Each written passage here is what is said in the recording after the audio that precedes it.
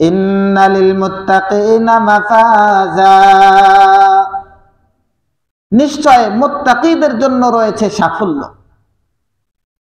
তার মানে যারা আল্লাহ তাআলাকে ভয় করত, আল্লাহ তাআলার ভয়ে সমস্ত গুনাহ থেকে বাঁচত, আল্লাহ তাআলার অবাধ্যতা করা থেকে নিজেকে বিরত রাখত, আল্লাহ রাব্বুল আলামিনের নির্দেশগুলো পালন করত, নিষেধাজ্ঞাবলী থেকে বেঁচে থাকত, আল্লাহ রাব্বুল আলামিন এমন মুত্তাকিদের জন্য রেখেছেন সাফল্য।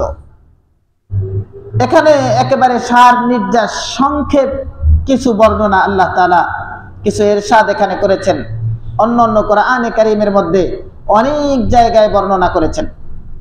আল্লাহ রাব্বুল আলামিন বলেন হাদাইকা ওয়া আনাবা, সেখানে রয়েছে উদ্যানরাজি এবং আঙ্গুর সমূহ, ওয়া আনাবা মিন সামারাতির রিজকাল লাকুম, আল্লাহ তাআলা রিজিক দেবেন ফলমূল থেকে, এটা আল্লাহ তাআলার সবচেয়ে উত্তম রিজিক।